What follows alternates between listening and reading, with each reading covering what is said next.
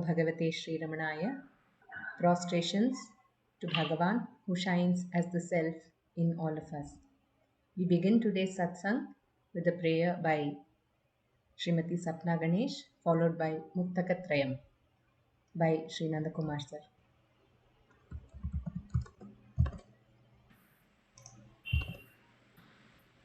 दक्षिणामूर्तिसारम्भां शङ्कराचार्यमध्यमां रमणाचार्यपर्यन्तां वन्दे गुरुपरम्परां वन्दे गुरुपरम्परां वन्दे गुरुपरम्पराम् शुक्लां वरदरं विष्णुं शशिवर्णं चतुर्भुजं प्रसन्नवदनं ध्यायेत् सर्वविघ्नोपशान्तये आङ्गिकं भुवनं यस्य वाचिकं सर्ववाङ्मयम् आहार्यं चन्द्रतारादि तं नमः सात्विकं शिवम् ॐ नमो भगवते श्रीरमणाय. Namo Ramana to everyone.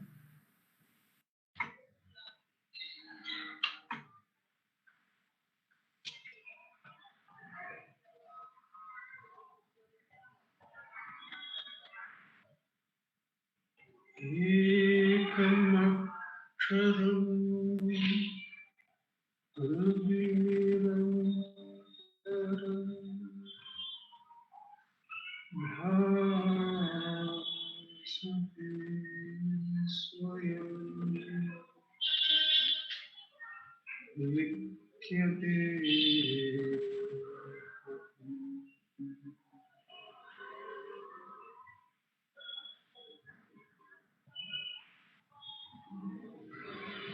Hridayatuharamati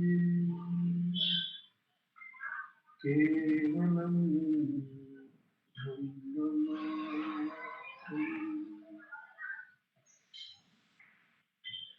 yaham maham iti sakshat atmarupena bhati.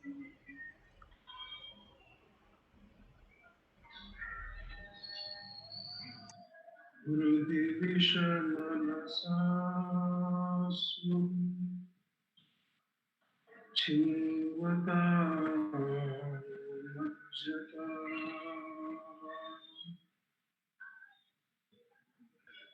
bhavana chalanarudha atmanishto bhavam.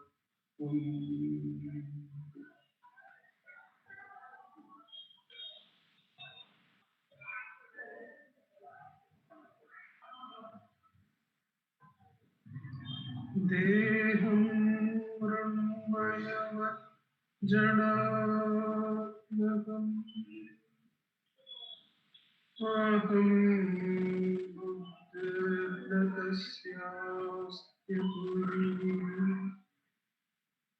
naham tattva bhavashuddhi shamai siddha saddha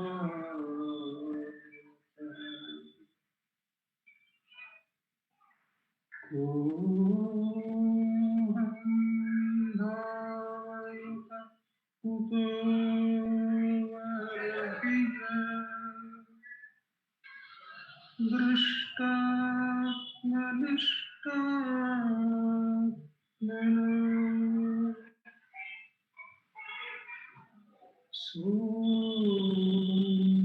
spurtitaya arunachala shiva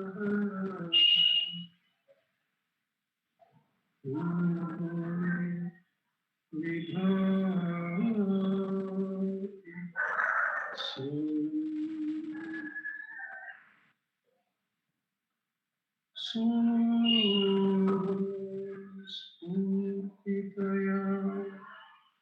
Arunachala Shivaha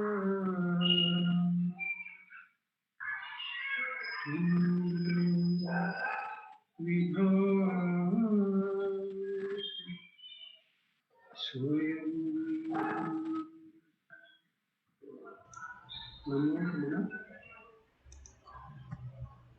Namo Ramana.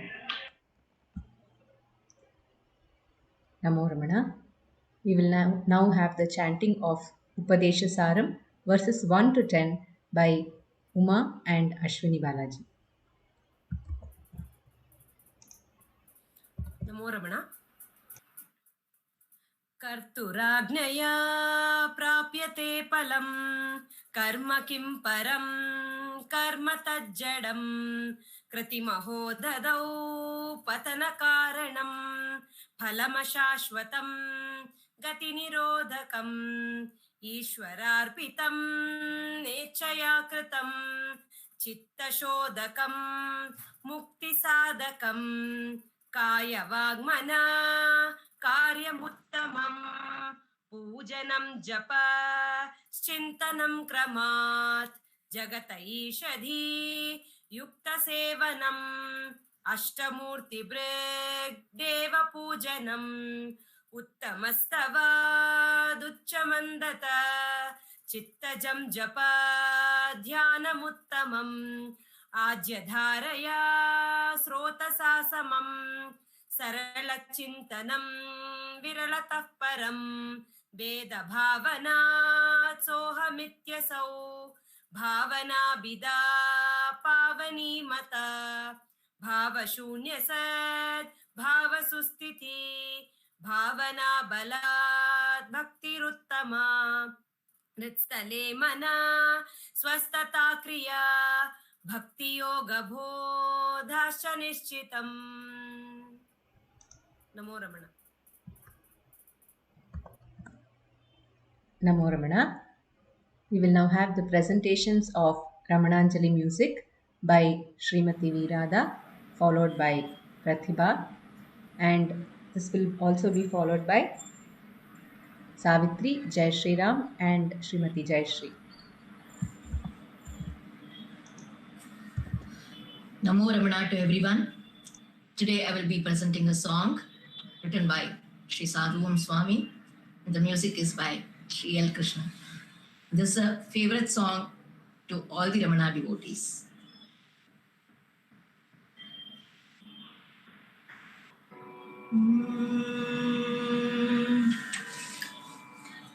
Annamalai தனிலே அமர்ந்திருக்கும் அரசே, அண்ணாமலை தனிலே அமர்ந்திருக்கும் அரசே,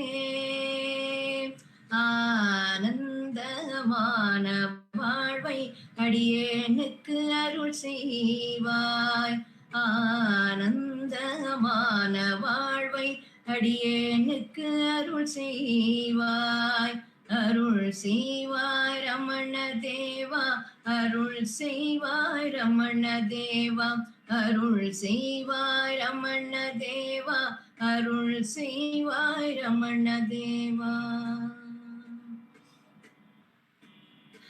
எங்கும் நிறைந்திருந்தே ஏகமாயானவரே, எங்கும் நிறைந்திருந்தே ஏகமாயானவரே, ஏகம் நிறைந்த என்னை இன்பம் அடைய செய்வாய், ஏகம் நிறைந்த என்னை இன்பம் அடைய செய்வாய், அருள் செய்வாய் ரமண தேவா, அருள் செய்வாய் ரமண தேவா.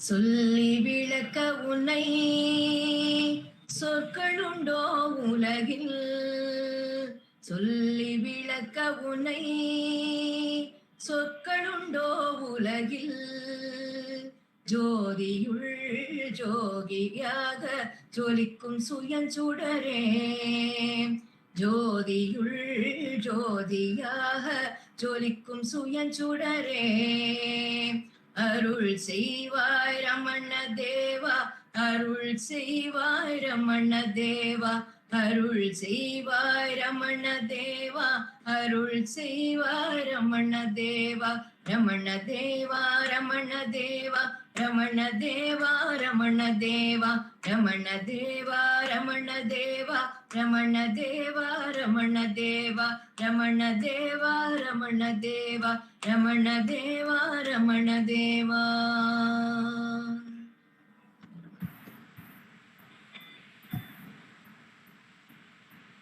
Om Namo Bhagavate Sri Ramnaya. This composition is by Sri Ramanacentre Brahmachari and music set by L. Krishnan.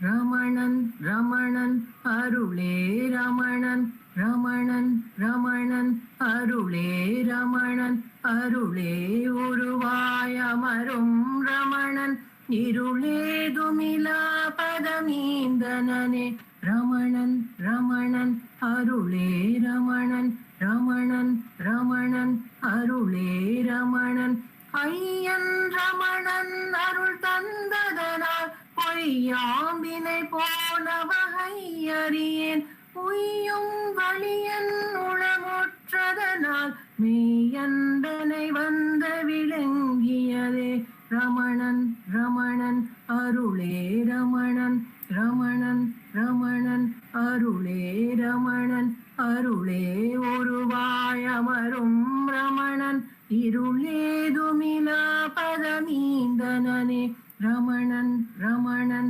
அருளே ரமணன் ரமணன் ரமணன் அருளே ரமணன் அருணாபுரிவாள் அருள் வேதியனாம் கருணாமுகிலோன் கவலை களைவோன் மரணாதிய மயக்கம் மரத்தருளும் தருணாருண ஞானதயாபரனே ரமணன் ரமணன் அருளே ரமணன் ரமணன் ரமணன் அருளே ரமணன் அருளே உருவாயமரும் ரமணன் இருளேதுமிலா பதமீந்தனனே ரமணன் ரமணன் அருளே ரமணன் ரமணன் ரமணன் அருளே ரமணன் சிந்தாமணியாகிய சின்மயனே மந்தாக்கினி மைந்த மகாசயனே கந்தா கருணாலய தேசிகனே எந்தாபமகற்றி அருள் குஹனே ரமணன் ரமணன் அருளே ரமணன் ரமணன் ரமணன் அருளே ரமணன் அருளே ஒருவாயமரும் ரமணன் இருளேதுமிலா பதமீந்தனனே ரமணன் ரமணன் அருளே ரமணன் ரமணன் ரமணன் அருளே ரமணன் சரணாகதியாயடையும் தமியே மரணாதிமய கமரத்தருள்வாய் கருணாநிதியாகிய வேங்கடமா அருணாச்சலமாயமர் ஜோதியனே ரமணன் ரமணன் அருளே ரமணன் ரமணன் ரமணன் அருளே ரமணன் அருளே ஒருவாயமரும் ரமணன் இருளேதுமிலா பதமீந்தனனே ரமணன் ரமணன் அருளே ரமணன் ரமணன் ரமணன் அருளே ரமணன் அருளே உருவாயமரும் ரமணன் இருளேதுமிலா பதமீந்தனனே ரமணன் ரமணன் அருளே ரமணன் ரமணன் ரமணன் அருளே ரமணன் ரமணன் ரமணன் அருளே ரமணன். நமோ ரமண.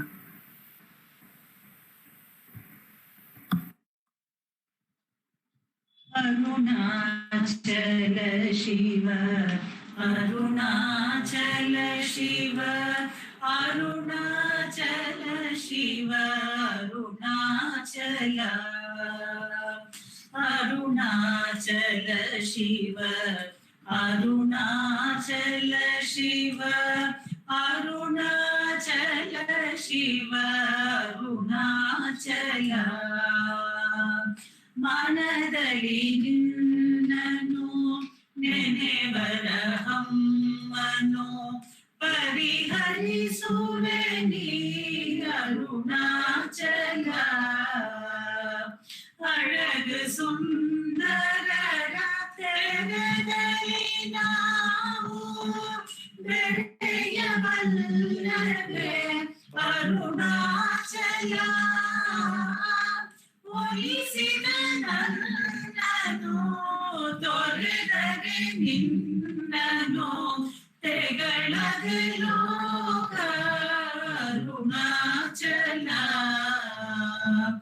ಅರುಣಾಚಲ ಶಿವ ಅರುಣಾಚಲ ಶಿವ ಅರುಣಾಚಲ ಶಿವ ಅರುಣಾಚಲ ಲೋಕವ ಬೆಳಗುವ ರವಿಯೇ ನನ್ನೆದೆ ಕಮಲವ ಅರಳಿಸುವ ಅರುಣಾಚಲ ವಸನ ಸಲ್ಲಿಸಿ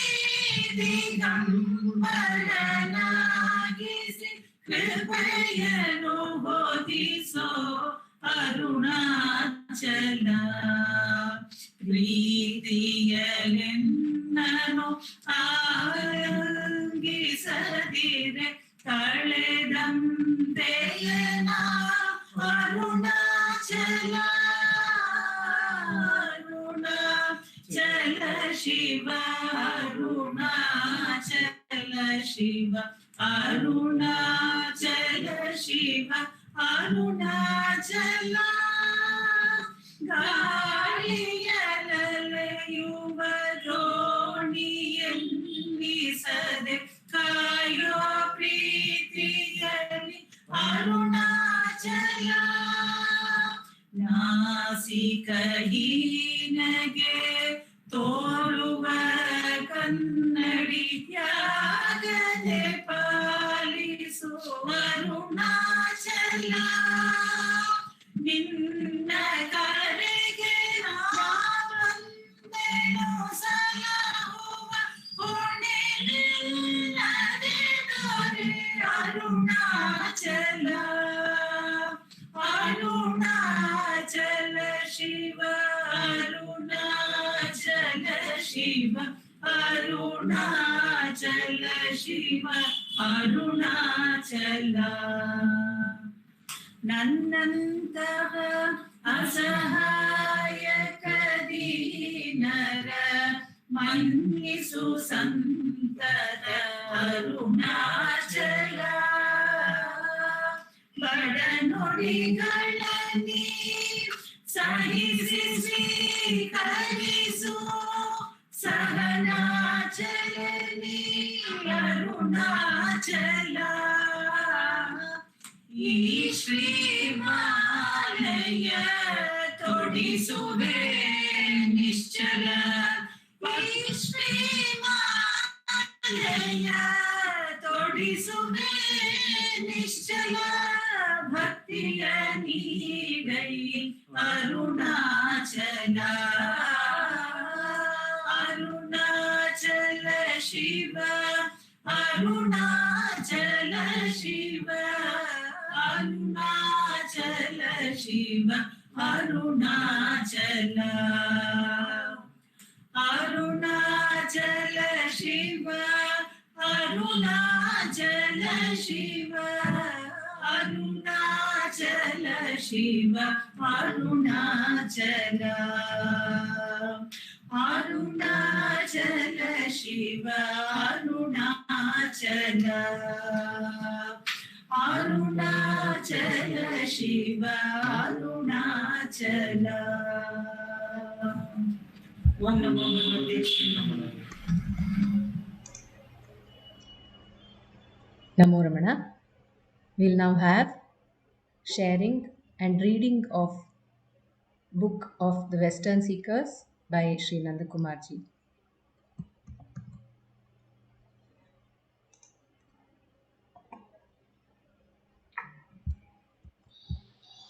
Namo.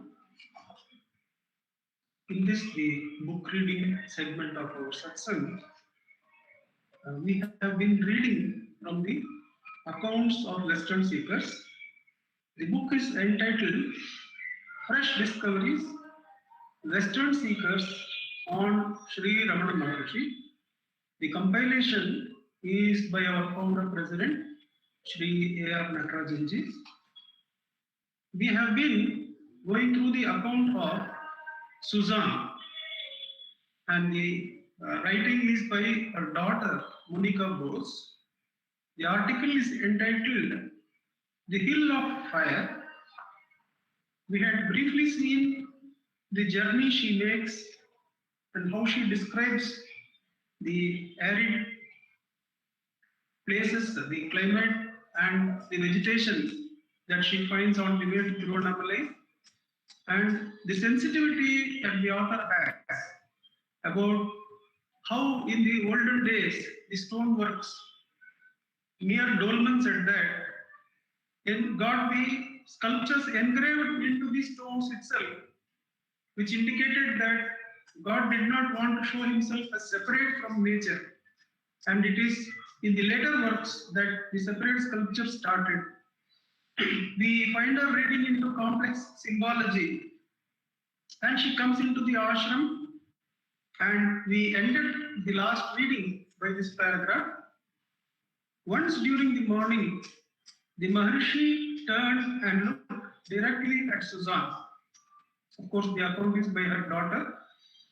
Once during the morning, the Maharishi turned and looked directly at Suzanne. She would write to us about his wonderful ways, his brilliant eyes shining like stars. She was sure that she had found her master. We had stopped there and we continue from there.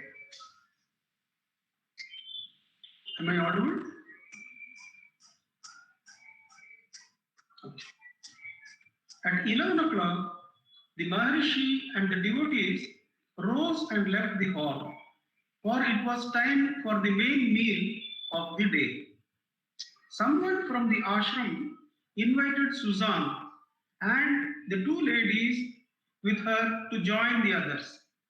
The meal was served in the communal dining hall, where rows of freshly washed plantain leaves had been laid out on the spotlessly clean stone floor.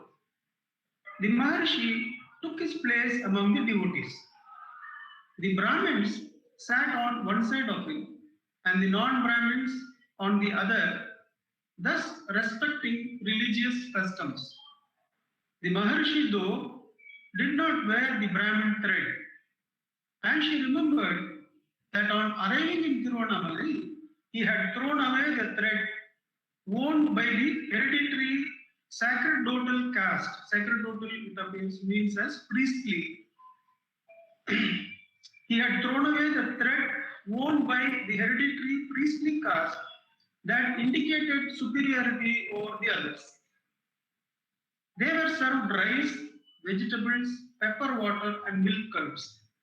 The Maharishi ate very frugally. He asked Suzanne whether the food was too pungent for them.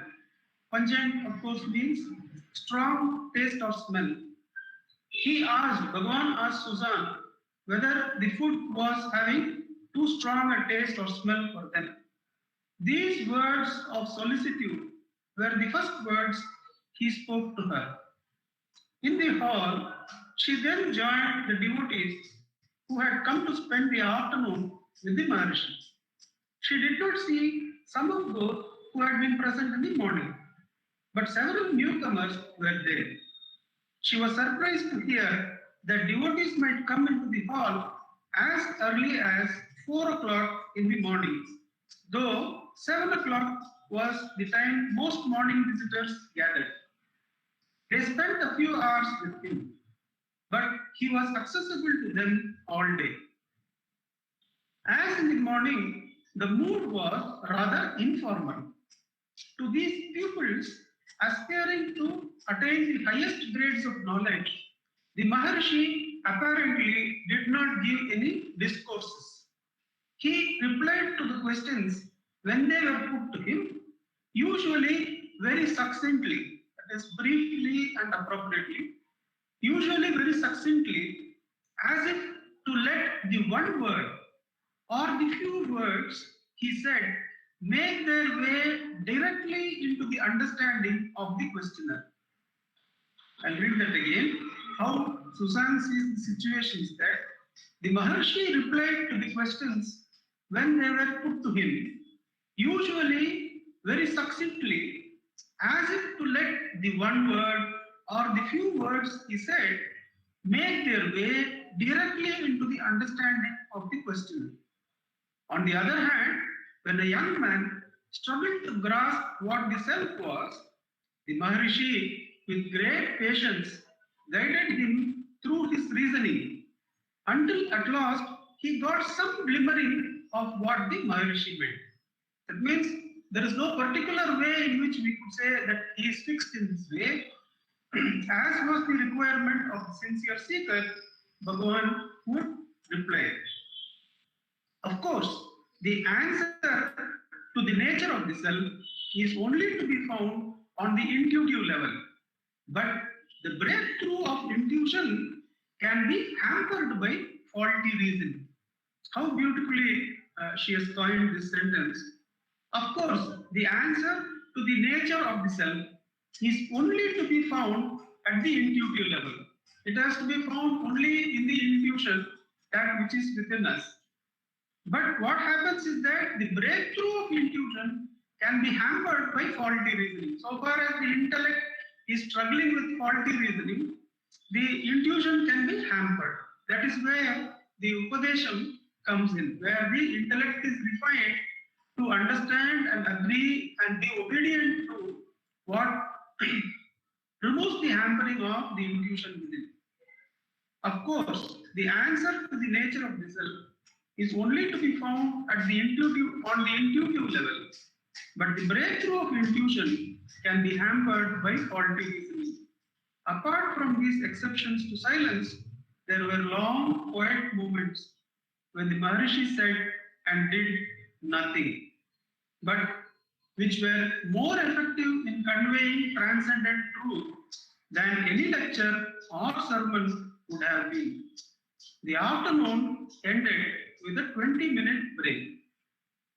The Maharishi and the devotees gathered in the hall again at 5 o'clock for the evening session. Suzanne found that the atmosphere now was quite different, much more solemn and charged with more energy than earlier on in the day. First, there was the recitation of the Vedas by a group of young Brahmins, and their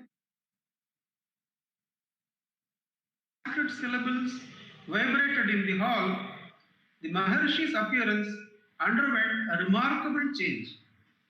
His expression became austere, very strict. His gaze turned inwards. His face appeared translucent, as if lit by inner illumination, whilst the constant slight trembling of his body, which Suzanne had noticed earlier, had now completely stopped. Yet, even in this state, it was evident that the Maharishi was not oblivious of his surroundings and that he had an awareness of both the inner and outer reality. Suzanne was to write about her impression of the Maharishi in these words. He is an adept of the highest order, a king of yogis. The splendor of his realization radiates like a sun. Robed in ether, his yogic powers are unique, subtle, and rare. He lifts you far above the world. I'll read that again. Suzanne was to write about her impression of the Maharishi in these words. He is an adept of the highest order, a king of yogis. The splendor of his realization radiates like a sun. Robed in ether, his yogic powers are unique, subtle, and rare. He lifts you far above the world. After the Vedas, the devotees sang together a hymn to Arunachala. Then they sat in deep silence, capturing the force emanating from their master, a force so strong as to be almost tangible. To her surprise, she now saw all the women rise, and after prostrating to the Maharishi, file out of the hall. She did not go with them. One of the men came and explained to her that the ashram management had made the rule that women must leave the ashram before 6:30 p.m. so that they could safely return home before dark. She protested that she was not afraid of the dark and asked to be allowed to stay as long as the men. The Sarvadhikari, alerted that there was some trouble in the hall, arrived and told her himself that the ashram rules must be respected. The Maharishi did not intervene at any time during this incident. Very upset, Suzanne left the hall. She found her two friends from Adayar waiting for her outside. They looked dejected because they had just found out that there was no guest house for women at the ashram and that they would have to find some accommodation in the town. They tried to persuade her to go with them. But since she refused, they left without her. Suzanne declared to the small group of ashramites who were trying to pacify her that since she could not stay at the ashram, she would go and spend the night on the hill. She climbed some way up the hill and without difficulty found a cave in which to shelter. She entered its dark interior in spite of her bravado and a little afraid of finding herself confronted by some animal. I'll read that again. She entered its dark interior in spite of her bravado and was a little afraid of finding herself confronted by some wild animal. But she was alone. She had meant to spend the night in meditation, but it was impossible for her to meditate. So great was her feeling of indignation at what had happened. Meeting a true master had been the event she had longed for, and she had so much hope to receive some indication from him that he had accepted her as his disciple. Instead, at what had been the most significant moment of the day for her, she had been made to leave his presence because she was a woman, which in this society obviously meant someone weak and inferior. The incident aroused in her an old impulse to revolt against exclusion because of arbitrarily determined inferiority, a reaction which went back to her student days when more than once she had been indignant at the unfair discrimination against women. In fact, the feeling went still further back to her early childhood when she had first understood that her parents valued her less than her brother and that whatever she might do, she would never be able to take his place in their pride and affection. It was strange that on the very first day with Maharishi, her oldest pain and anger should have risen to the surface. Her anger drove all other thoughts from her mind. It was then that she had a vision of Arunachala as a hill of fire. Her anger drove all other thoughts from her mind. It was then that she had a vision of Arunachala as a hill of fire. In its many caves, siddhas, or realized beings, in their pure and invulnerable bodies, sat or moved unharmed in the flames. In her vision, she was taken into the hill and passed through its fire but felt no fear, no pain. And she saw many worlds existing within the hill in a series of extraordinary revelations. I will read that paragraph again. Her anger against these indignities that have been put upon women, her anger drove all other thoughts from her mind. And it was then that she had a vision of Arunachala as a hill of fire. In its many caves, Siddhas or realized beings in their pure and invulnerable bodies sat or moved unharmed in the flames. In her vision, she was taken into the hill and passed through its fire and felt no fear, no pain. And she saw many worlds existing within the hill in a series of extraordinary revelations. While Suzanne was on the hill that night, the Maharshi, knowing that there were wild animals such as cheetahs, leopards, and jackals on the slopes, asked Mr. Cohen, a former theosophist who had known her at Adayar, to go and persuade her to come down. When Mr. Cohen and his party found her, she was calm, being still under the influence of her wondrous vision. Without further protest, she agreed to spend the rest of the night in a hotel in the town. The next day, she came to ashram. When somebody asked to take a photograph of the Maharishi with the foreign devotees at the ashram, he agreed, although he did not always agree to be photographed.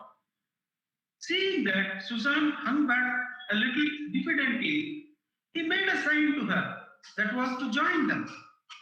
In this photograph, the devotees are grouped before Arunachala as if forming a hill with the Maharishi at the center. This is the last photograph in which Suzanne appears clad in the Buddhist robe, for she stopped wearing it shortly afterwards. In Bangalore and in Buddhist monasteries in the north, where she had been accepted unquestioningly as a Buddhist nun, she did not feel self-conscious when wearing the habit. Here, in the predominantly Hindu milieu, her Buddhist robe was not understood, and as a result, she felt self-conscious and on the defensive. The Maharshi did not ask her to stop wearing it. That was not his way. There were never any dictates from him. His teachings did not lay down rules of conduct. They provided guidance as to how to achieve selflessness, which was the basis of realization. She had read some of his teachings before coming to Tiruvannamalai and had grasped enough to know that in the quest which required the abandonment of all thought of the self, there was no place for self-consciousness or even for self-defense. I'll read the paragraph about the hill of fire and then conclude. It was strange that on her very first day with the Maharishi, her oldest pain and anger should have risen to the surface. Her anger drove all other thoughts from her mind. It was then that she had a vision of Arunachala as a hill of fire. In its many caves, Siddhas or realized beings in their pure and invulnerable bodies sat or moved unharmed in the flames. In her vision, she was taken into the hill and passed through its fire, but felt no fear, no pain. And she saw many worlds existing within the hill in a series of extraordinary revelations. Om Namo Bhagavate Shri Ramana.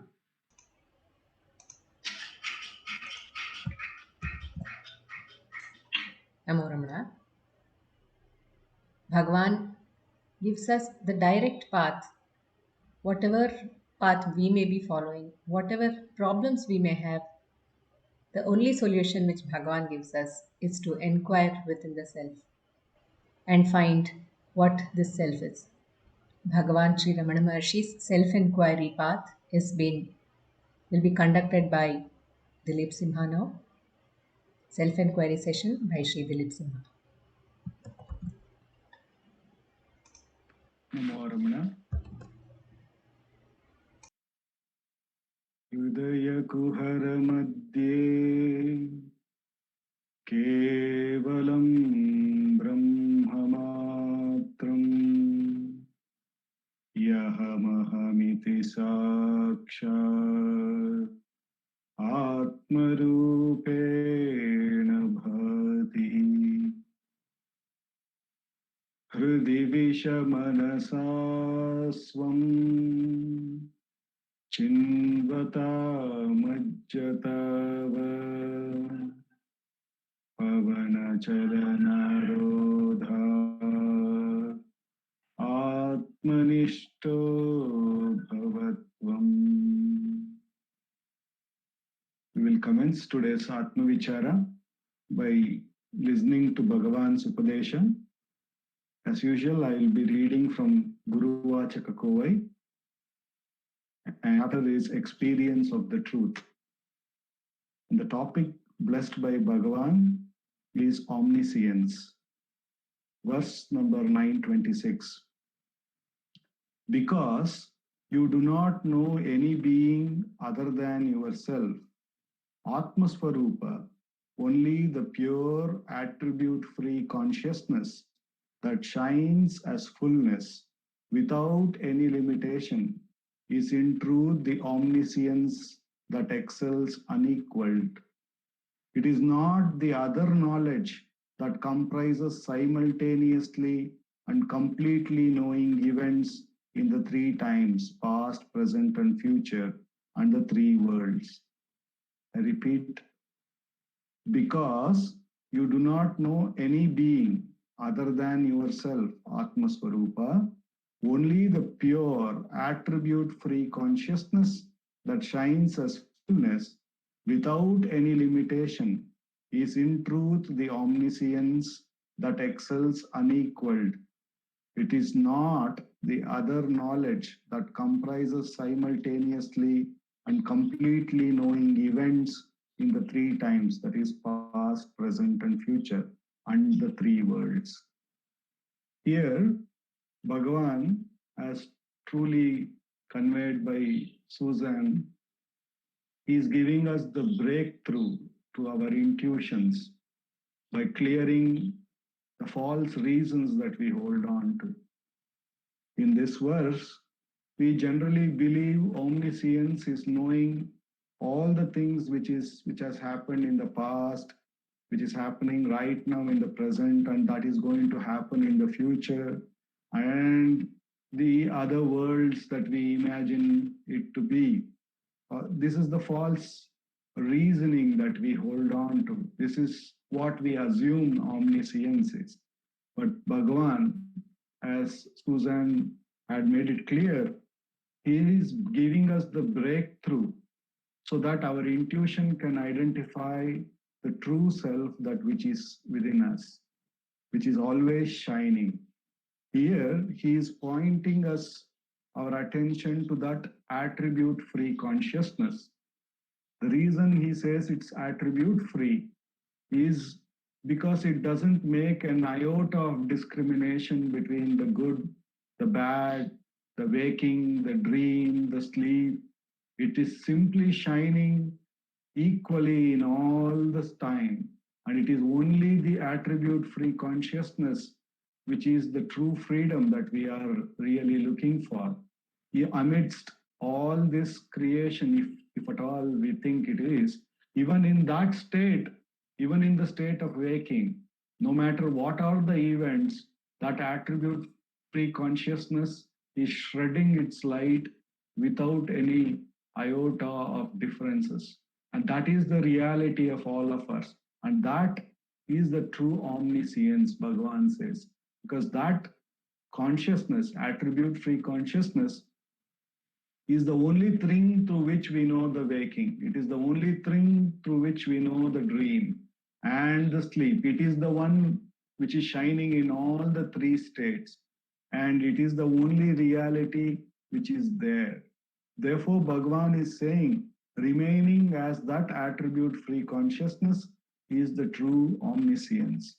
And in order for us to transcend all this reasoning, this which continuously happens, even when we try to look at the self, we try to look at it through some sort of a reasoning, some sort of an understanding of what self is, though we ourself is the true self.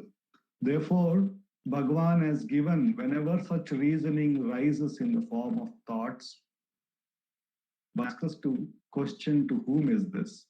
And moment we question that, we recognize it is for me. And thereupon Bhagavan asks us to inquire, who am I? What do I really attribute this I to? Whom do I refer to as I within me? Or where from this thought I rises within me? When we inquire thus and go to the source of the I, that we see that we are that attribute free being consciousness alone. We are that unlimited ananda, which is equal at all times. And Bhagavan, by repeatedly bringing us back to our real nature, assures that the mind will gain enough strength in due course of this sadhana to remain at the source happily. So, with the immense grace of Bhagavan, for the next 10 minutes, no matter what kind of thoughts come and how many number of thoughts rises within us, we should diligently inquire to whom is this, recognize that it is for me, and thereupon inquire, who am I? And try to go to the source of the I, where from the I rises. And by doing so repeatedly, we we empower the mind to remain at the source and transcend all this reasoning, by which the intuition becomes very clear in recognizing what we really are. The immense grace of Bhagavan. For the next 10 minutes, let us do Atma Vichara.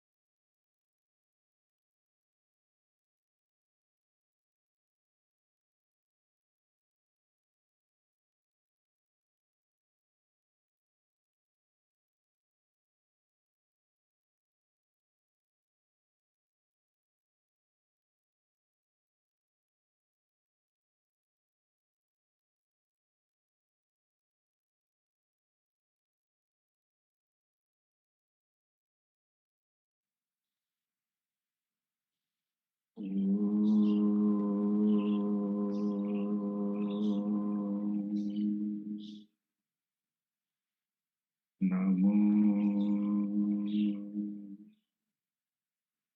Bhagavate Shri Ramanaya. Namo Ramana.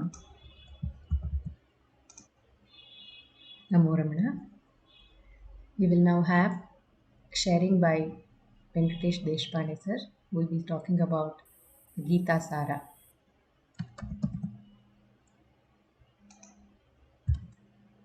Namo Bhagavate Ramana. Vasudeva Satam Devam Kansachanuramardanam Devaki Panandam Krishnam Vande Jagadgurum.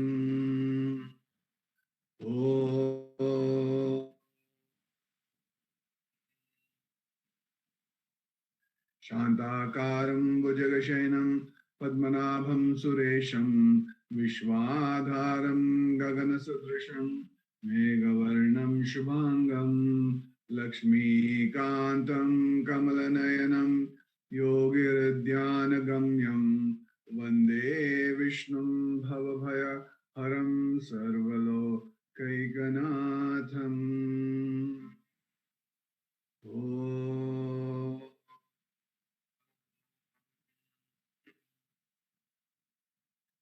We're doing manana on Bhagavad Gita Sara.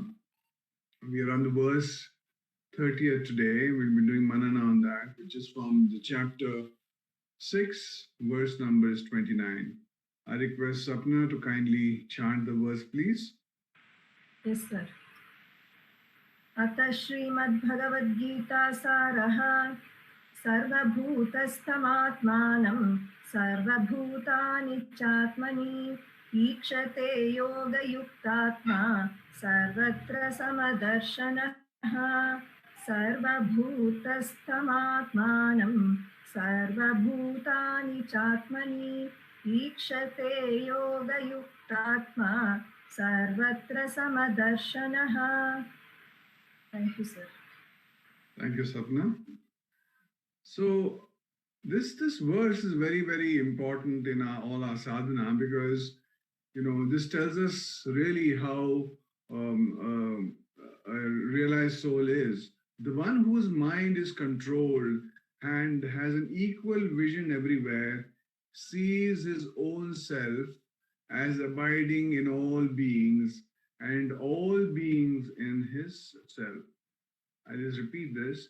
The one whose mind is controlled and has equal vision everywhere sees his own self as abiding in all beings and all beings in his self. It's the same Ekashloki which I chanted earlier. Hridaya Kuhara Madhye Kevalam Brahma Matram. So, to be able to see the God within and the God in all, and then come to Ishavasyamidam Sarvam, is the highest that all of us are trying to get to. The one whose mind is subdued looks upon all beings, whether men, animals, birds, or worms, as the forms of Brahman alone. So this was true of Bhagavan. If you see Bhagavan's life, he would see everything, and the men, the animals, the birds, or anything that he saw was, even the scorpions that used to climb on his body, they used to look at his body as a wall. He used to climb up and climb down. So he would see all beings as equal, as a form of Brahman alone. As a result, he understands that there is nothing apart from his own self, and thus sees his own self as abiding in all the beings. As the entire world is an imaginary appearance or the creation of oneself, he sees all the beings as contained in his own self. This contains the whole truth. This is really the truth that each one of us aspire for knowing. even this is incidental. Therefore, it is in fact nothing but the Atman. The world is only a projection of the mind. The mind originates from the Atman. So Atman alone is the one being. This is what Ramana talks about. This is a very important thing. There is in fact nothing but the Atman. The world is only a projection of the mind. It's just an upadhi. It is just a veiling power on top of the self. The world is only a projection of the mind. The mind originates from the Atman. So Atman alone is the one being. This is what Bhagavan talks about. So let us dive in, look at other examples of how this, because sometimes we get too intellectual in our understanding. It becomes a little challenging to understand some of these concepts, because all this is knowing the self is really being the self, which we have to experience in meditation. So during the festival of Diwali in India, shops sell sugar candy molded in various forms, such as cars, aeroplanes, men, women, animals, balls, caps, etc. Children fight with their parents. When we were also children, we used to fight with their parents that they want a car, elephant, and so on. So what would the parents do? The parents would smile at their behavior. Why? Thinking that they are all made from the same sugar ingredient, and they are all equally sweet. See, the child does not see that. What does the child see? Sees the form, sees the elephant, sees the car, and says, I want the car, I want the elephant. But what does the parent know? The parent knows what is the ingredient of that sweet. The ingredient of the sweet is sugar, and each of them is equally sweet. So when the child will experience the elephant or will experience the car, when it consumes it, he'll find it equally sweet. Similarly, the ingredient of everything that exists is God Himself in the form of His various energies. Just as the sun, while remaining in one place, spreads its light everywhere, similarly the Supreme Lord, by His various energies, pervades and sustains everything that exists. The perfected yogis, in the light of realized knowledge, see everything in its connection with God. Shri Krishna has said that the perfected meditator sees his self in all beings. So we will use the illustration of the wave and the ocean as our example. So the wave and ocean is a perfect example, because all of us would have gone to the beach and seen the waves coming at the beach. So this is something that we can easily conceptualize, we can easily think about. And let us pay a little attention to this example. As an individual, we have a name and form. As an individual, all of us. So the person who's speaking, this body is speaking, is called Venkatesh. So in the same way, we can assume that each wave in the ocean has a name and form. It may be fictitious, but let us assume that each wave in the ocean has a name and form. If we go with this analogy, then we can consider ourselves as one of these waves. So we can consider, if though it's fictitious, but we can say that each wave has a name and form. It doesn't have a name, but it has a form. And if we go with that analogy, then we can consider ourselves as one of those waves. Meditation enables us to expand that notion of what a wave is. So first we begin to see that although there are different kinds of waves in the ocean, in essence, they are nothing but name and form. This is very important. So whenever we see when we see something else, if I see somebody else, I see a name and a form. So that's the first thing that helps. So we begin to see that although there are different kinds of waves in the ocean, in essence, they are nothing but name and forms. So in the world also we see names and forms.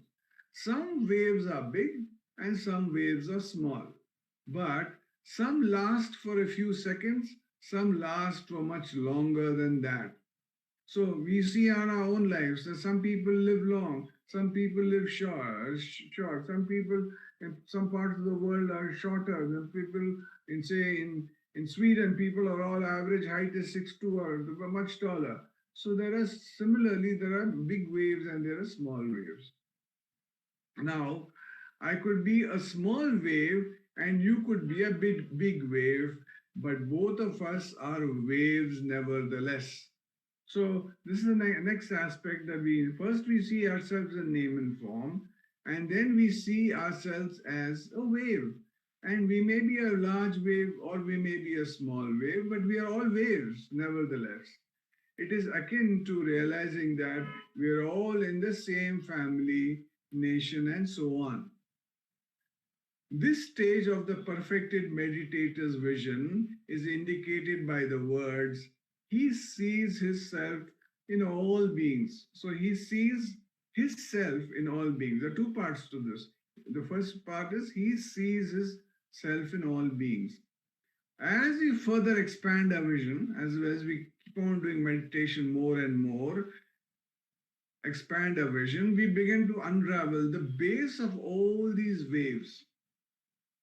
We think, yes, all of us are waves, but what holds us together? We then realize that all waves, no matter how big or small, are contained in the ocean. So we have to realize that though the waves are there, some are big waves and some are small waves, some last for short period of time, some last for long periods of time. No matter how big or small, they're contained in the ocean. The ocean is infinitely larger than all of the waves put together. So none of the waves can exist without the ocean. So without the ocean, the waves cannot exist. So first thing we realize, it has name and form. Then we realize it's a wave. Then we realize that it is supported by it can exist only if there is an ocean. If there's no ocean, there is no wave. The final stage of this vision is reached when we, as the wave, realize the ocean also is a name and form. So whenever we go to the beach, we'll see the ocean. It also has a name and form, even though it is infinitely larger than all of the waves put together. At its essence, it is nothing but water. This is very important. What is the essence of everything? It is nothing but water. I am the wave is water. Other waves are water. The ocean is also water. So we have to, in our using Viveka and Vairagya, we have to understand the essence of everything whenever we deal in the world. What is the essence of this? And when you go to the ocean, we will realize it is just basically water. This state is indicated by the words, he sees all beings in his own self. He sees all beings in his own self. And such a person is called Sarvatra Samadarshanaha. That means someone who sees same thing everywhere. One with equal vision. He sees everything everywhere. So another point made in the shloka is that the seeing does not happen just with one's eyes. So when I say, when you come and see something, you are actually seeing the ocean or seeing the waves. But another thing that is being said in the shloka is that seeing does not happen with his eyes. The visions come out of wisdom. So the vision means such vision is sometimes referred to as the third eye. This is the vision of a sthita prajna. The sthita prajna is always abiding in the self. When he is abiding in the self, he knows what's the essence of everything. There may be a wave, it may be a large wave, it may be a small wave, but they're all waves. The waves are supported by the ocean. And the ocean is also got name and form. What's the essence of the ocean is the water. So these are the aspects that is being spoken about in this. Um, so Brahman is described as the state of unending bliss. All the happiness you experience now is finite and has an end. It is followed by sorrow. So any other type of happiness or pleasure is has sorrow written on the other side. That is for sure. Like I'll tell you what happened yesterday. Day for yesterday. Day for yesterday, I had ordered myself a new mobile. My old mobile was giving trouble, and the Flipkart fellow, he said he is very close by. He's about 2 minutes away from my house, and it took 45 minutes to. I was waiting for him to deliver the mobile to my house. He delivered it 45 minutes later, and I was quite upset. I asked him, "You told me you're just." You told me your location. We're just 2 or 3 minutes away. Why did you take 45 minutes? So I was getting a brand new mobile at that transitory point, I was upset that why I didn't get the mobile earlier. So what I'm trying to say is all the happiness you experience, when I got the new mobile and you're listening to me through that mobile, now it has an end. It follows by sorrow. On realization, you gain infinite bliss, which never ends. That is where all of us need to be. Om Namo Bhagavate Sri Ramanaya. Jai Shri Krishna. Namo Ramana. Thank you. Like how Venkateshji said, there are many forms, but the sugar is the same. Likewise, there are many forms of gods in our Indian tradition, but all gods tell us the same thing, that the self is the only thing which is there. We have Kalarani Rangaswamy, Dr. Kalarani Rangaswamy, talking about Shiva's Upadesha to Devi in Devikalotra Padalam. Devikalotram Jnana Vichara Padalam.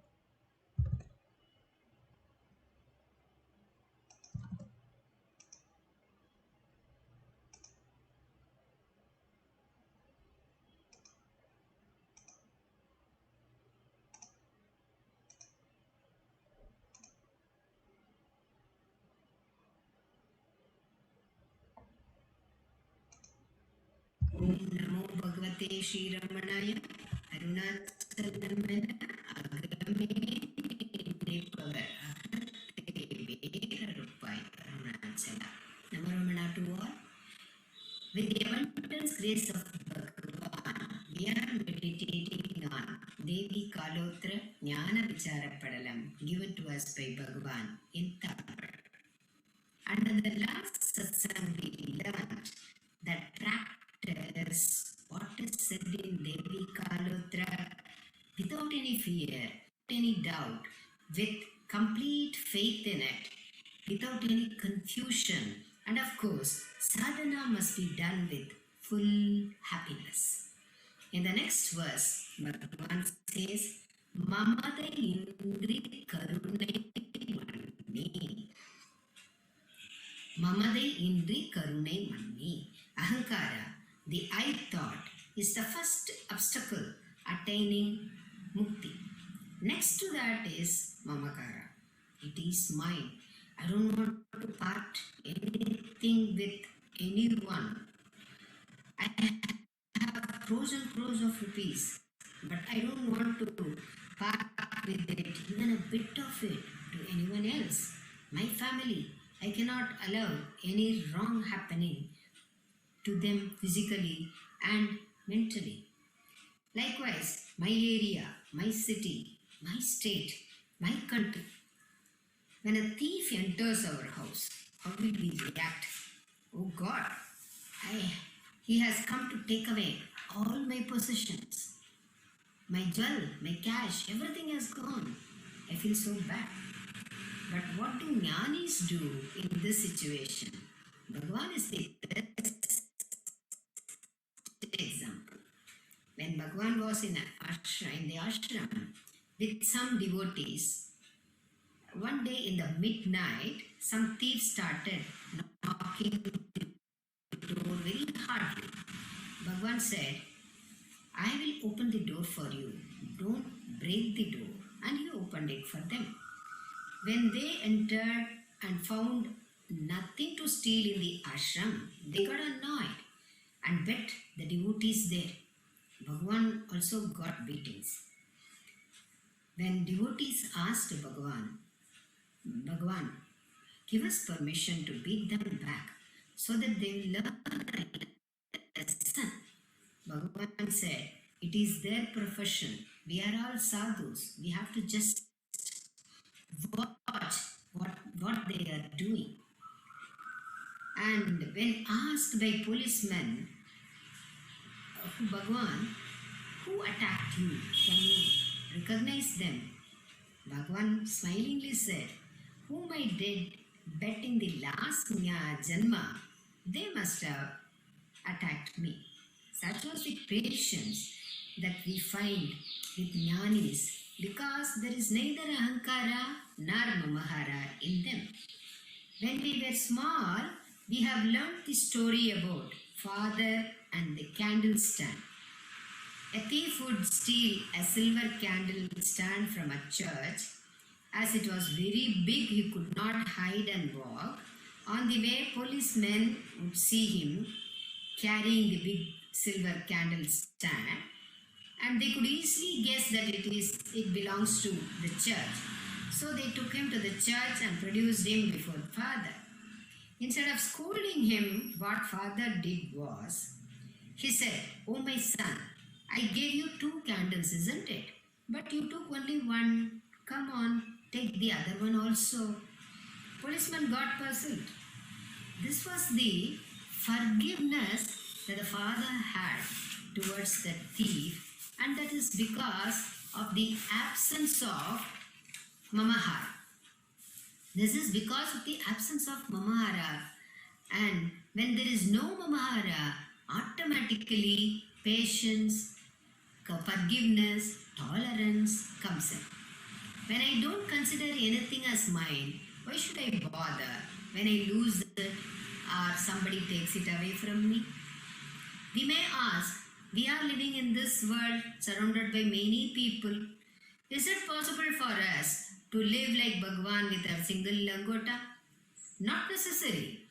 We can use whatever we need, but without having any attachment towards it.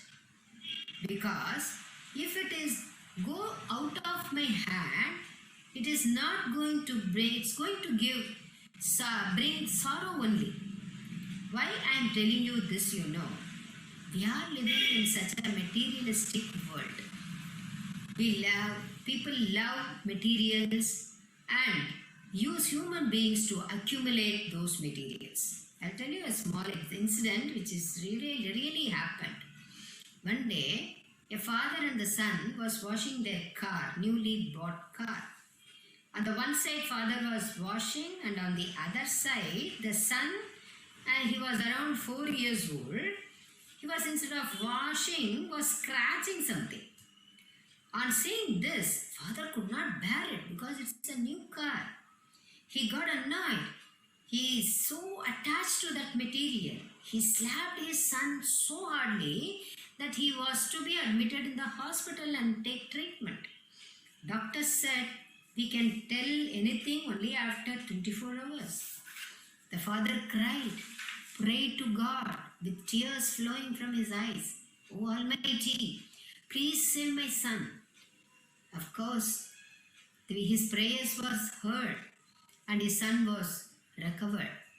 After coming home only, he turned towards his car and saw his son scribbling in the car. And it was written, I love my daddy.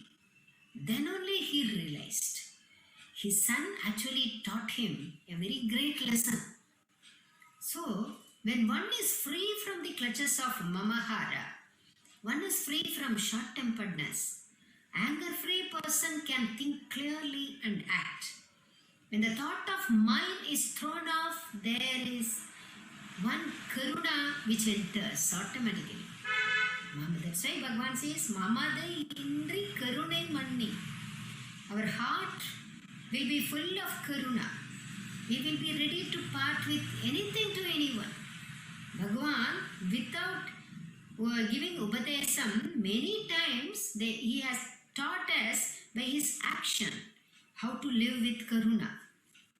Once, a beautiful shawl was presented to Bhagavan by Baroda king. Jayanti celebration was over and all were actually tired.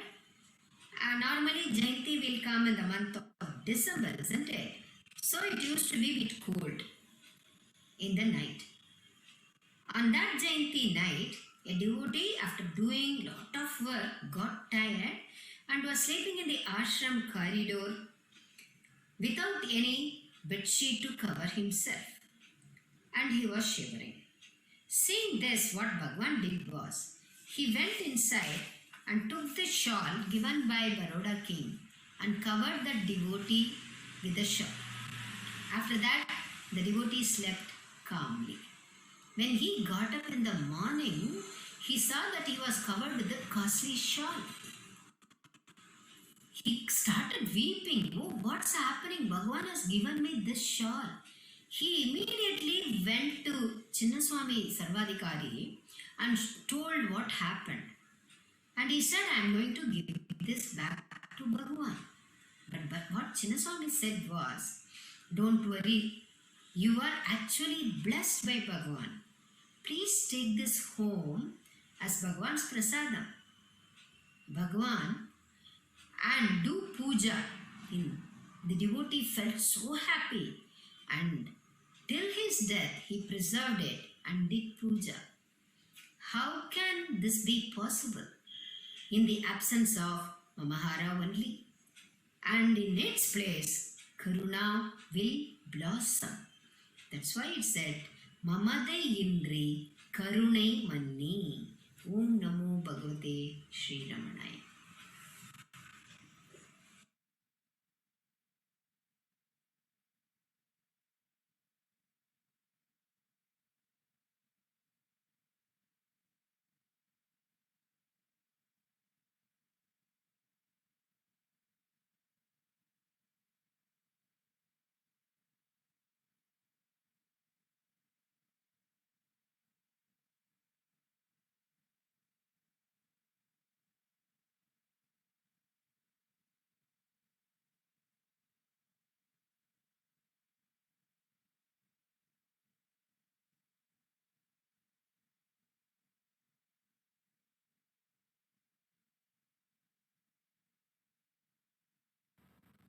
Namo Ramana, prostrations to Ramana, shining as the self in all beings.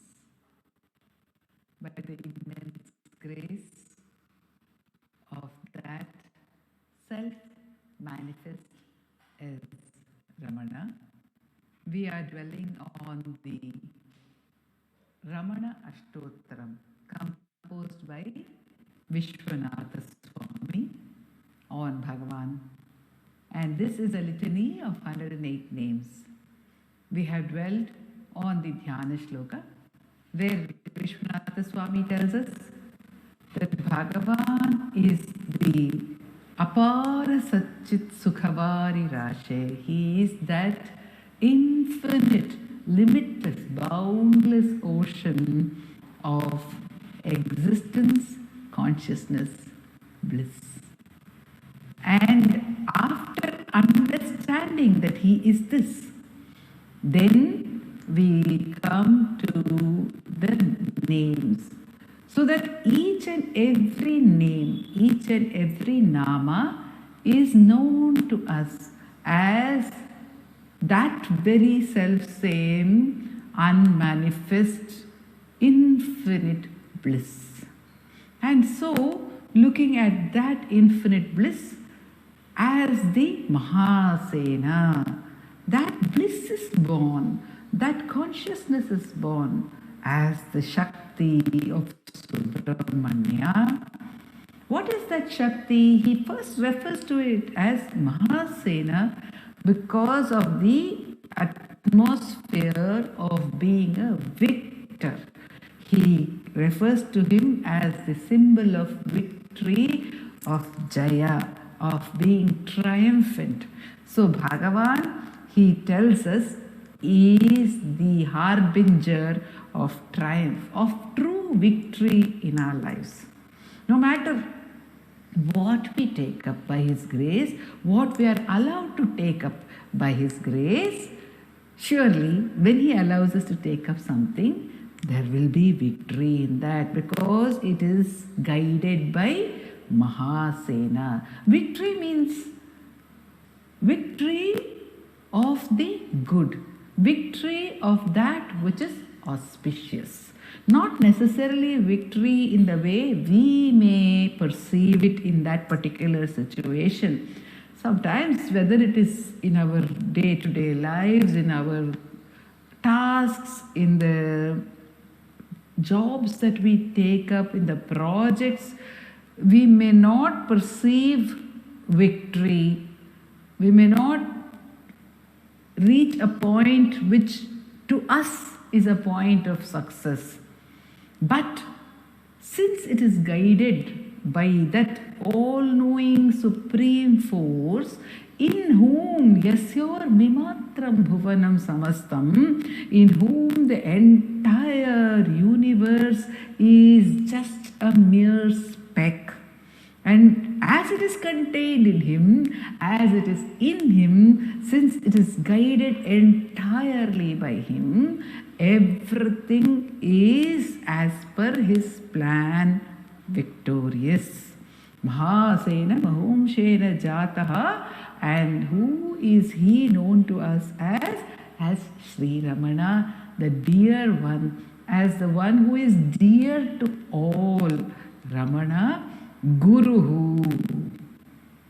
Here, Vishwanatha Swami, by using the word Guru, points out to us the main purpose of the advent of Bhagavan. It is to be the Guru.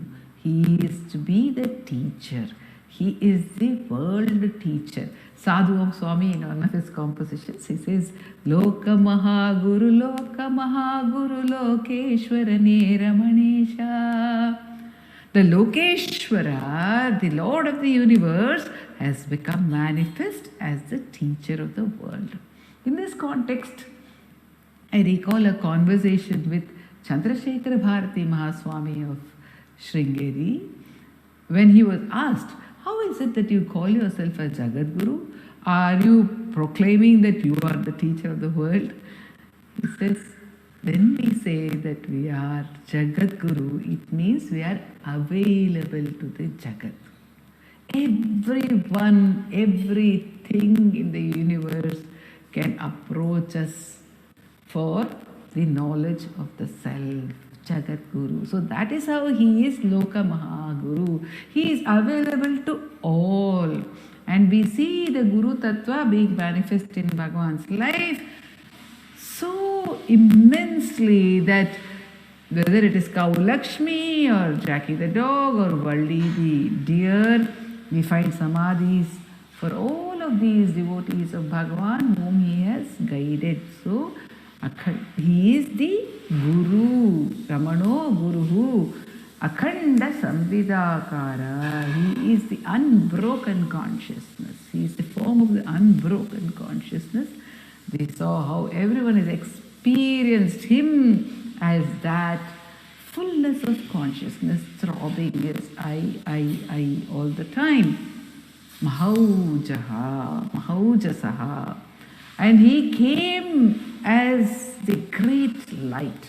He is the light. He is the supreme light of the self, which lights everything, which lights the darkness also, which lights the ignorance also. And since he is that light that is always auspicious, that is always victorious, it can never be destroyed. So he is that light of the self, which the great ones, the great gods saw as Arunachala. That light has come to us as Ramana, the immense light of the self, Mahaujasaha. Karanodbhavaha, that light, that infinite light of the self has decided to come into this earth, to become manifest for a specific reason. What is that reason? Karanodbhavaha Jagathitavataraha. It is for the welfare of the world. It is for the welfare of that which is manifest that he has come. It is the welfare of every one of us that Bhagavan has come into this life of ours, into this manifest universe. Karanodbhavaha Jagathitavataraha. And where did he take birth? He was born in Bhuminatha Kshetra, Bhuminatha Sthalottitaha. He was born in Bhuminatha Kshetra, which he himself has described as the dance, the joyous dance of I.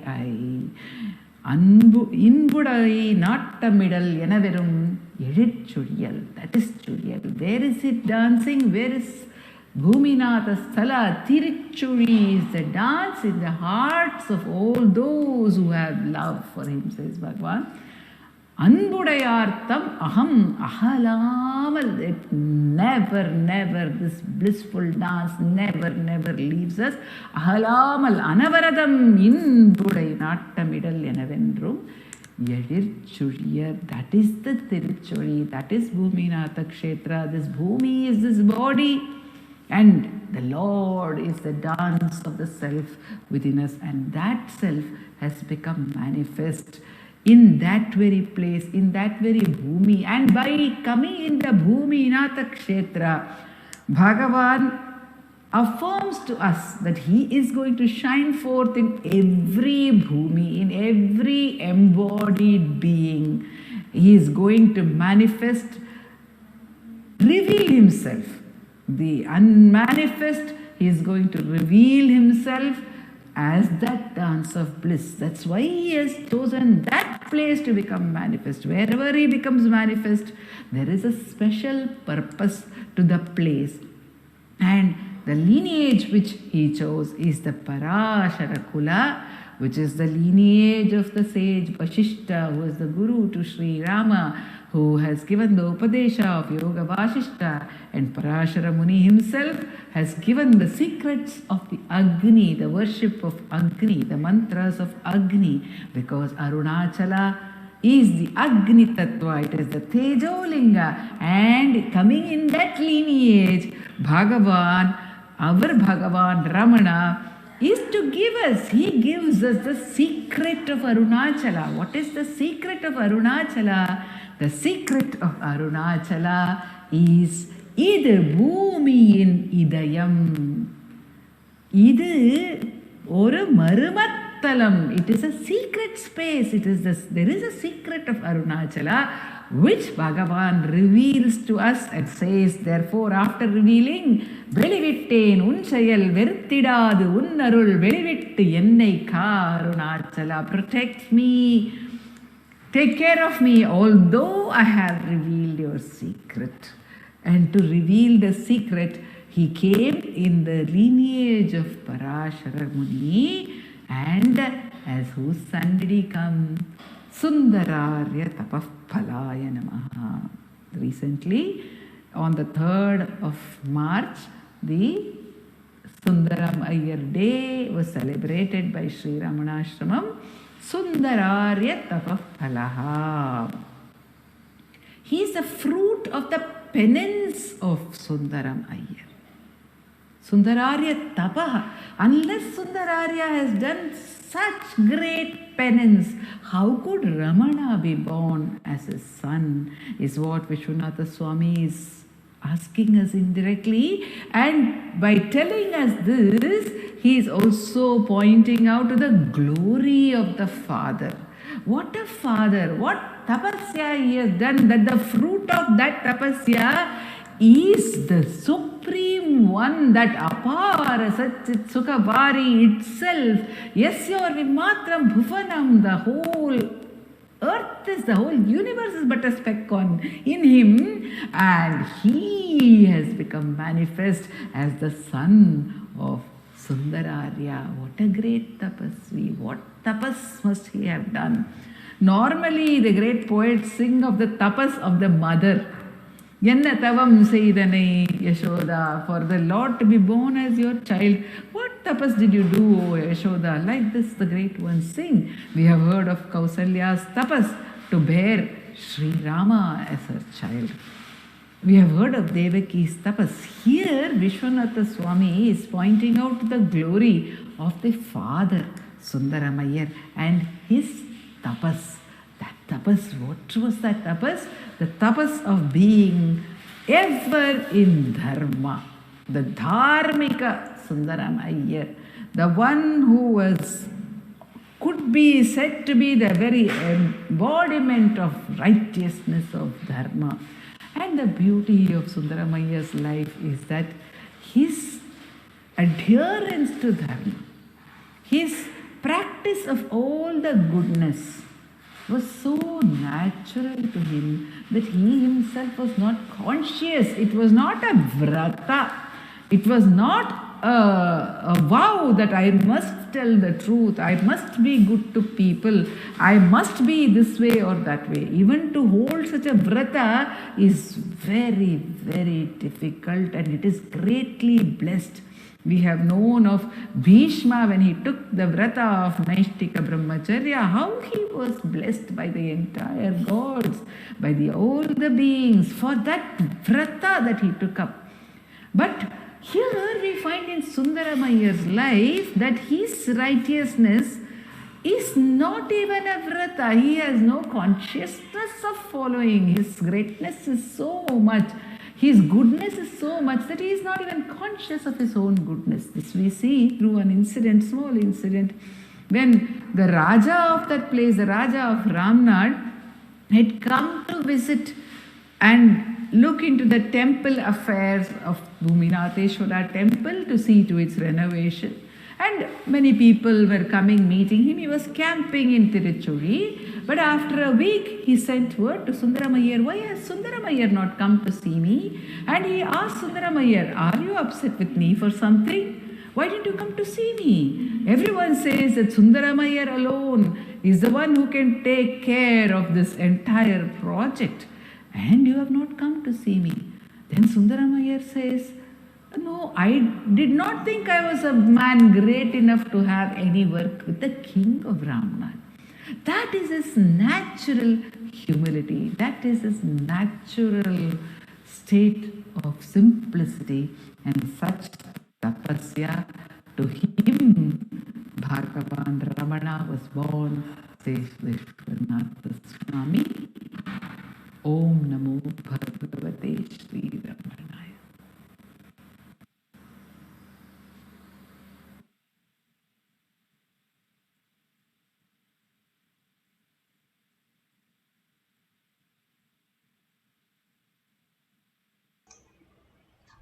Namo Ramana.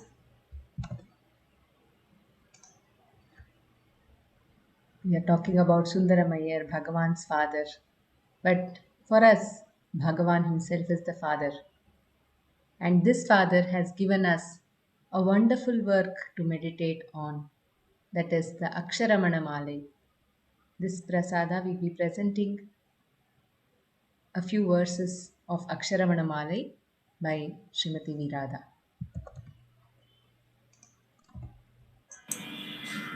Namo Ramana. Arunachala Shiva, Arunachala Shiva, Arunachala Shiva, Arunachala, Arunachala Shiva, Arunachala Shiva, Arunachala Shiva, Arunachala. கோபமில் குணத்தோய் குறியாய் என்னை கொள்ள கூரையன் செய்தேன் அருணாச்சலாம். கௌதமர் போற்றும் கருணை மமலையே கடை கணித்தாழ்வாய் அருணாச்சலா. சகலமும் விழுங்கும் கதிரொளி நமன ஜலஜமலர்த்தீட அருணாச்சலாம். சாப்பாடுன்னை சாந்துணவாயான் சாந்தமாய் போவன் அருணாச்சலாம். சித்தம் குளிர கதிரத்தம் வைத்த முதவையை திரகருள்மதி அருணாச்சலாம்.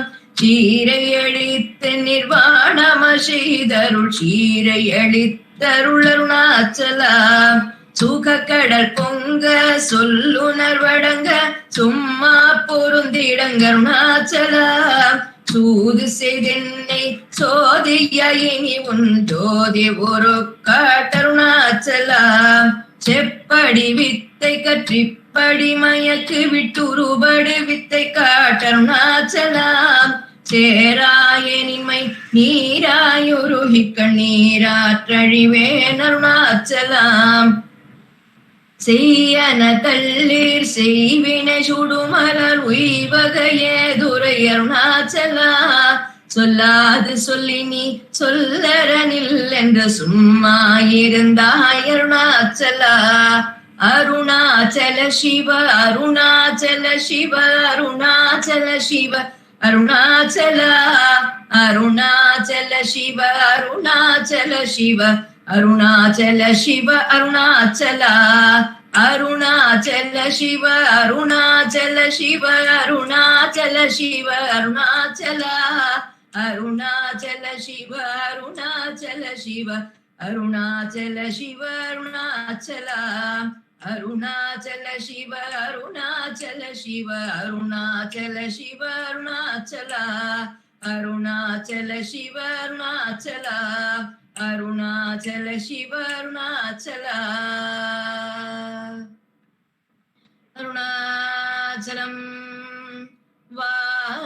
வாழி அன்பர்களும் வாழி அக்ஷரமண மாலை வாழி.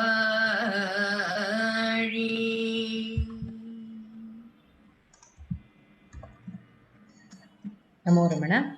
We will conclude today's satsang with the Ashtottara Puja by Vaibhavji and Prarthana, in the second half by Uma and Ashwini.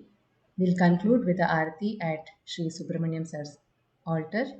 Aarti song sung by Revathi Shankar.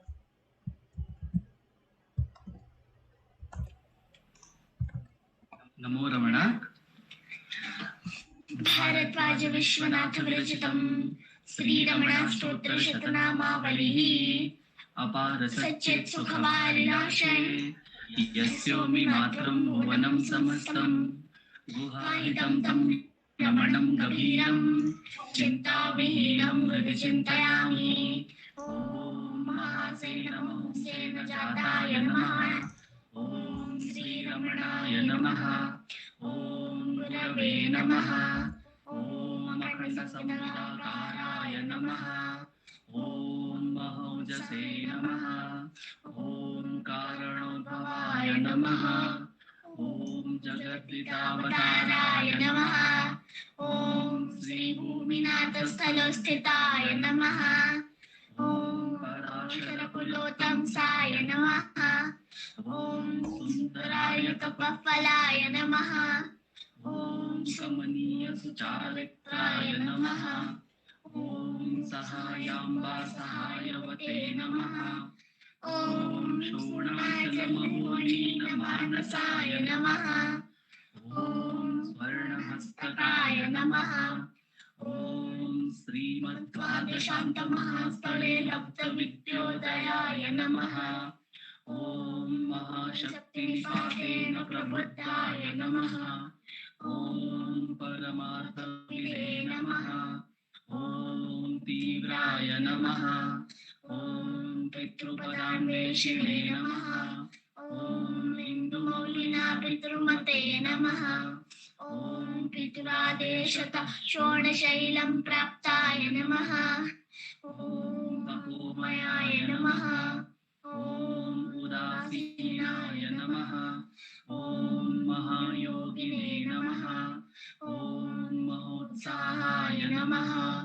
ॐ कुशाग्रधिये नमः ॐ शान्तसङ्कल्पसंरम्भाय नमः ॐ सुसन्दृशे नमः ॐ सवित्रे नमः ॐ स्थिराय नमः ॐ तपःक्षपितसर्वाङ्गाय नमः ॐ कुल्लाम्ब भुजविलोचनाय नमः ॐ चन्द्रिकासितहास श्रीमण्डिताननमण्डलाय नमः ॐ चूतवाट्यां समासीनाय नमः ॐ चूडिकाखिलविभ्रमाय नमः ॐ वेदवेदान्ततत्त्वज्ञाय नमः ॐ चिन्मुद्रिणे नमः ॐ त्रिगुणात्मिकाय नमः ॐ विरूपाक्षगुहावासाय नमः ॐ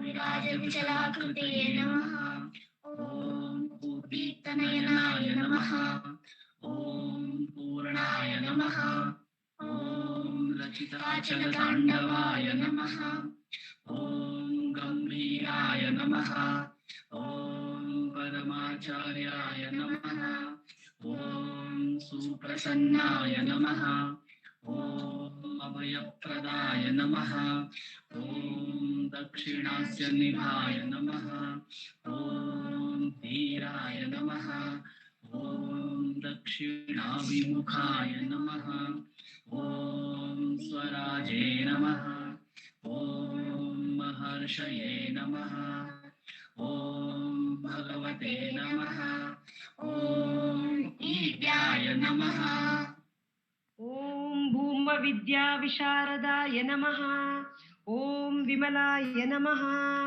ॐ दीर्घदर्शिने नमः ॐ आप्ताय नमः ॐ ऋजुमार्गप्रदर्शकाय नमः ॐ समदृशे नमः ॐ सत्यदृशे नमः ॐ सत्याय नमः ॐ प्रशान्ताय नमः ॐ अमितविक्रमाय नमः ॐ सुकुमाराय नमः ॐ सदानन्दाय नमः ॐ मृदुभाषिणे नमः ॐ दयार्णवाय नमः ॐ श्री षोडाचलहृद्भूतस्कन्दाश्रमनिकेतनाय नमः ॐ सद्दर्शनोपदेष्ट्रे नमः ॐ सद्भक्तवृन्दपरिवृताय नमः ॐ गणेशमुनिभृङ्गेन सेविताङ्घ्रिसरोरुहाय नमः ॐ गीतोपदेशसारादिग्रन्थसञ्चिन्न संशयाय नमः ॐ वर्णाश्रममतातीताय नमः ॐ रसज्ञाय नमः ॐ सौम्याय नमः ॐ आत्मवते नमः ॐ सर्वावनिमतस्थानाम् आराध्याय नमः ॐ सर्वसद्गुणिने नमः ॐ आत्मारामाय नमः ॐ महाभागाय नमः ॐ मातृमुक्तिविधायकाय नमः ॐ विनताय नमः ॐ विनुताय नमः ॐ विप्राय नमः ॐ मुनीन्द्राय नमः ॐ पावकोज्ज्वलाय नमः ॐ दर्शनादगसंहारिणे नमः ॐ मौनेन स्वात्मबोधकाय नमः ॐ हृच्चान्दिकरसान्निध्याय नमः ॐ स्मरणात्बन्धमोचकाय नमः ॐ अन्तस्तिमिरचण्डांशवे नमः ॐ संसारार्णवतारकाय नमः ॐ षोणाद्रीशस्तुतिद्रष्टे नमः ॐ हार्दविद्याप्रकाशकाय नमः ॐ अविच्युतनिजप्रज्ञाय नमः ॐ नैसर्गिकमहातपसे नमः ॐ कमण्डलुधराय नमः ॐ शुभ्रकौपीनवसनाय नमः ॐ गुहाय नमः ॐ दण्डपाणये नमः ॐ कृपापूर्णाय नमः ॐ भवरोगभिषग्वराय नमः ॐ स्कन्दाय नमः ॐ देवतमाय नमः ॐ अमर्त्याय नमः ॐ सेनान्ये नमः ॐ पुरुषोत्तमाय नमः। ॐ श्रीरमण भगवते नमः। श्रीरमणाष्टोत्तरशतनामपूजां समर्पयामि। यस्थाणोररुणाचलस्य पदयोः स्मृत्या जनिं प्राप्यत दिव्यानुग्रहसुप्रवाहविवशस्तादात्म्यभावं गतः हृन्निष्ठस्वगभीरनित्यतपसा लोकान् पुनास्येकराट् तस्मै श्रीरमणाय ते नम इदं लोकोत्तरज्योतिषे।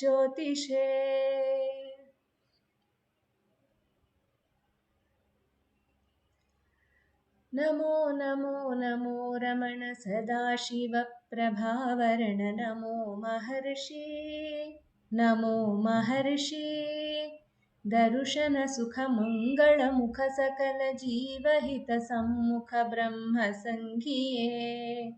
नमो नमो नमो रमण सदाशिव प्रभावरण नमो महर्षि नमो महर्षि सदा तुष्ट सदा हृष्ट सदा शिवानन्दपुष्ट सदा तुष्ट सदा हृष्ट सदा शिवानन्दपुष्ट परममहर्षि परममहर्षि ब्रह्मनिष्ठ समदर्शी नमो नमो नमो रमण सदाशिव प्रभावरण नमो महर्षि नमो महर्षि ನಮ್ಮ ಮನವದೊಂದು ಕಾಡು ನೀನರಿತಿಹೆ ಅದರ ಜಾಡು ಹಿತವನರಿತು ನೀಡುತ್ತೆಮ್ಮ ಕೊರೆಯ ತಣಿಸಲೈ ಬೇಡಲೆಂದು ಬಂದ ನಾವು ನೋಡಿಯೇ ತಣಿವೆವಯ್ಯ ಮೋಡಿಗಾರನೇ ಹಿತವ ನುಡಿದು ಪೊರೆ ನಮ್ಮನು ಬ್ರಹ್ಮ